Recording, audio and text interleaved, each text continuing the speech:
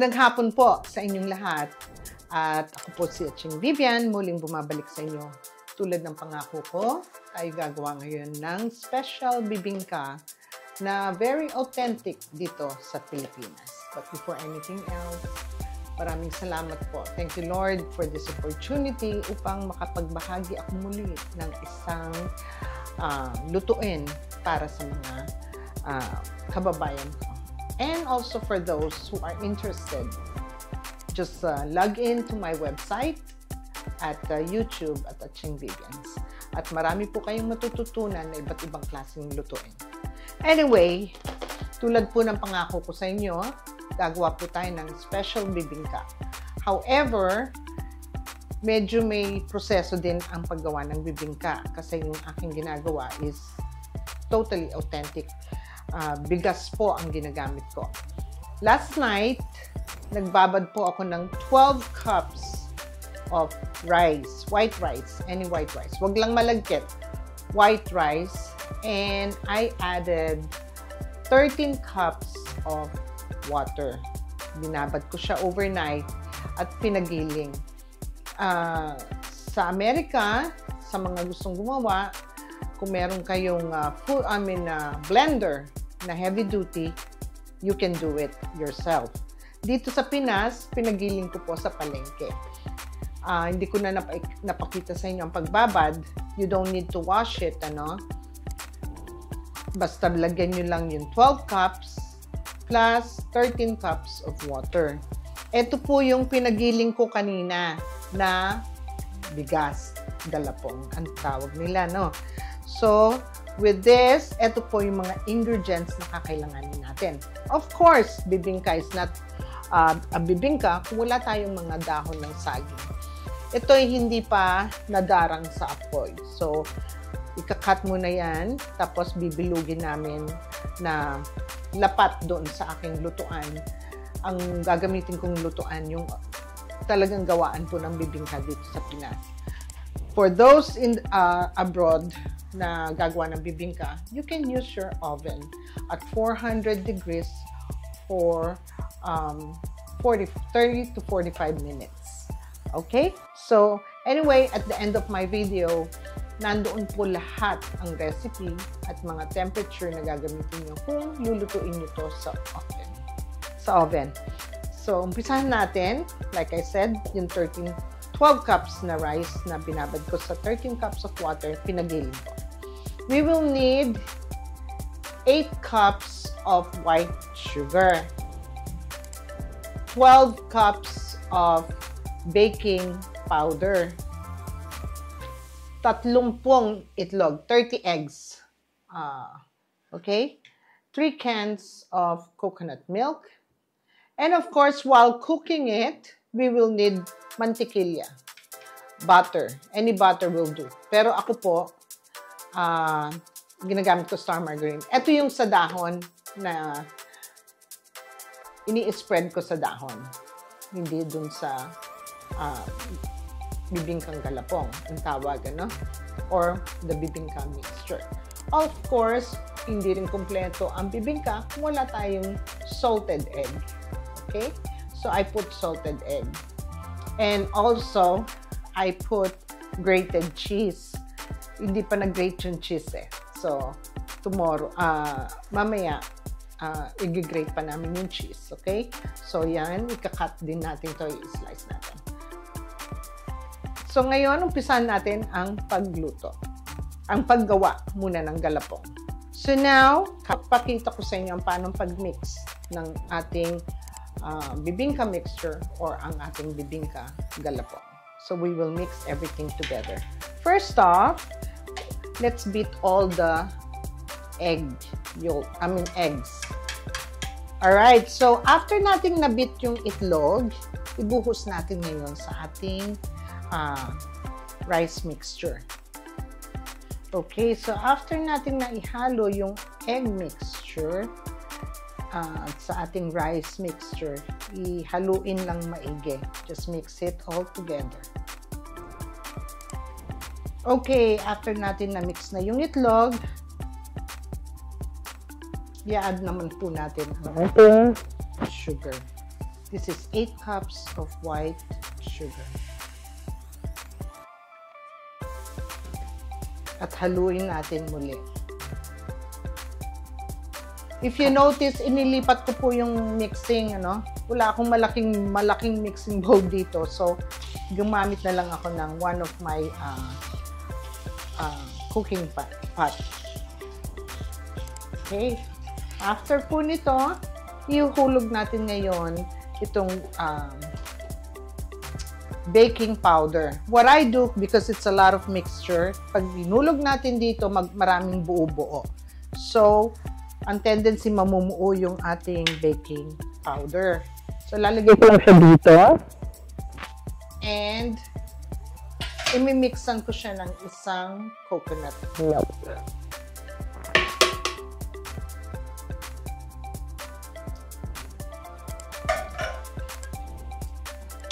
At atin siyang imimix. Para ma-dissolve lang siya. Muna. Since it's all dissolved, ihuhulog na ho natin ngayon ang ating baking powder.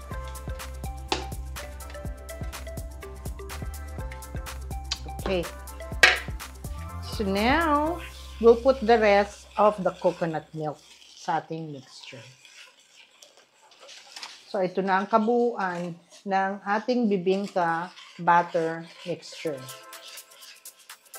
Okay, so now, all the ingredients are fully incorporated at na-mix na natin maigi. Ang ginagawa ko po, I let it set overnight. And then, iluluto ko po kinabukasan. Or, you can bake it at your own home kung wala kayong mga lutuan ng bibingka.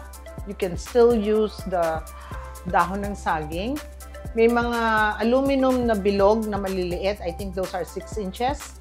Those are perfect for bibingka. Huwag nyo lang punuin to the rim dahil umaalsa po to. So, halfway lang. And then, i-bake nyo sa 400 degrees for between 30 to 45 minutes. At ito naman ay iluluto ko bukas sa aking bibingka na made of clay na lutuan na may uling para authentic ang ating bibingka. So, I'll see you tomorrow. I will come back and lulutuin natin ating bibingka. Magandang umaga, magandang tanghali, magandang gabi po sa inyo, sa mga parte ng mundo kayo naroon. Ako po ay bumabati sa inyo ng blessed day sa inyong lahat. But before anything else, thank you Lord at ako'y napagbigyan ninyong makapag-share sa inyo ng isa na namang lutuin na tuwing Pasko ay aming majority ng mga tao dito sa Pilipinas ay nihahanda ito. Anyway, ako yung unang bago ang lahat. Ako gusto ko magpasalamat sa aking mga crew. Lahat po ng aking kapitbahay ay nagtulong-tulong i-set up po ang aking bibingkahan. Gusto kong pasalamat sa aking tribong kalayaw na barkada. Salamat kay Sally, si Mig, si Jovi, si Andy, si Naha, si B-Boy, at si Vicky na aking videographer. Salamat sa inyo at biruin nyo, kanina pang maga sila nag-set up po nito at napakaganda ng kanilang ginawa. Dito pa sa harapan ng kubo. Bahay kubo na nagmay-ari ay si Buddy's Place ulit. So, again, for those who wants to go on a vacation, Buddy's Place is the right place in Cebu. Napakaganda po ng kanilang resort. Okay, so ayusin lang, nagpapauling lang po si Migs at maya-maya ay pakikita ko na sa inyo ang pagluto natin ng bibingka. So umpisahan na natin ang paggawa ng bibingka. Remember yung dahon ng saging, binilog ko po na lapat sa ating lutuan. So we'll go ahead and put everything sa loob. And then may mantikil. Then, meron po akong mantikilya na inano ko minelt ko na. So, lalagyan natin siya ng konting mantikilya. Ginamit ko yung star margarine, ano? So, our next, medyo may kainitan. Sumasabay ang init sa Pilipinas. So, Ilagay lang natin lahat. And then next, ito po yung ating bibingka mixture na ginawa ko ahead of time. So we'll go ahead and put everything dito.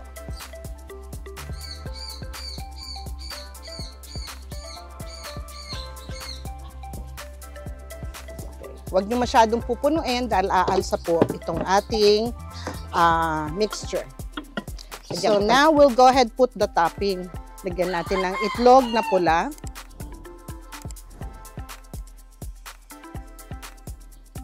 Nasa sa inyo kung gaano kadaming itlog na pula ang gusto nyong ilagay. Pero wag sobrang kasi may kaalatan po ang itlog. Ito po si Joby. If you remember, siya po ang aking katuwang ngayon. 12 migs ang nagpaano ng uling. Okay. So, our next now is lalagyan na natin ang ating mga pansunog sa itaas. And so, this will cook in about 15-20 minutes. At pag natapos, wala, gawa na ang ating bibingka. Now, doon sa mga walang ganito, lalo na sa abroad na gusto magluto, pwede pa rin naman kayo magluto. I-bake nyo lang po sa oven at 400 degrees for 30 to 45 minutes. And then, it's all done. Then you can put sa topping yung nyug. So, makikita ninyo, ito po yung ating, it's been after 6 minutes. So, check ko ngayon, Ayan, halos paluto na. Ngayon, lalagyan ko siya ng dahon ng saging para sa ganun wag masyadong masunog ang ating bibingka. And that will take for another 5 minutes. At luto na ang ating bibingka. Alright, exactly 15 minutes po tayo, Ito na ang ating mga bibingka. Tingnan natin ang resulta ng ating nilutong bibingka sa uling. Ayan. Wow! Kung makikita ninyo, it's perfect. Napakalambot ng ating bibingka.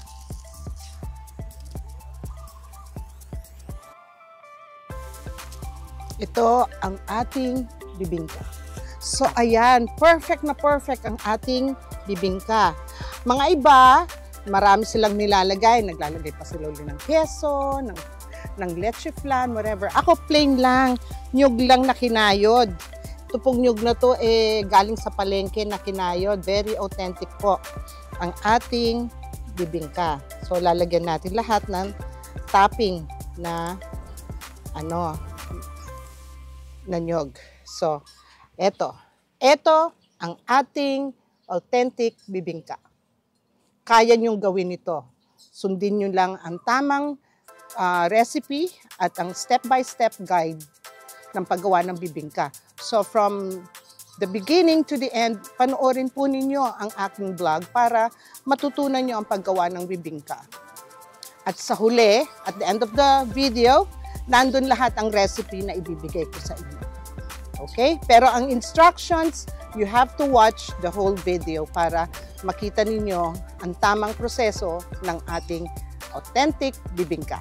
Matikman na natin.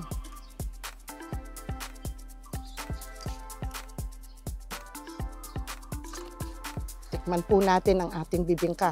Naku, napakakunat kasi talagang purong bigas ang aking ginamit.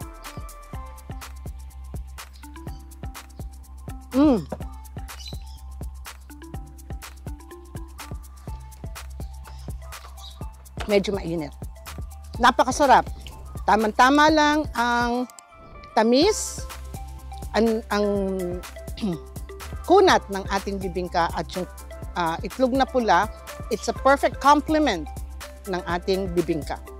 Anyway, dito po nagtatapos ang ating show. Oh, by the way, si Joby, tatapusin niya ang marami nating bibingka. So, siya po ang magluluto lahat nito. So, this ends our show. Maraming salamat sa inyo, sa inyong panunood at naway maging perfect ang inyong bibingka.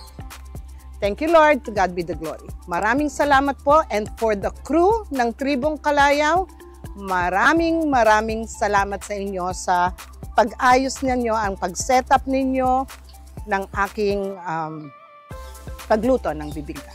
Thank you. God bless everyone.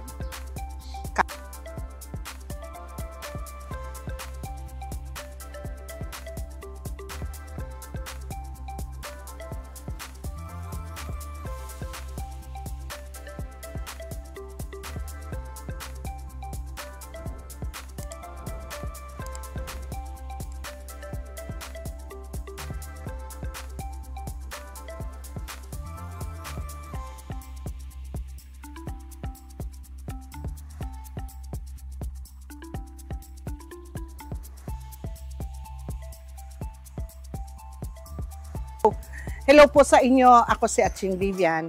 Ito po ang aking mga kaibigan at the same time mga crew ng Atching Vivian Show na tumutulong sa akin sa pag-setup po ng mga props at mga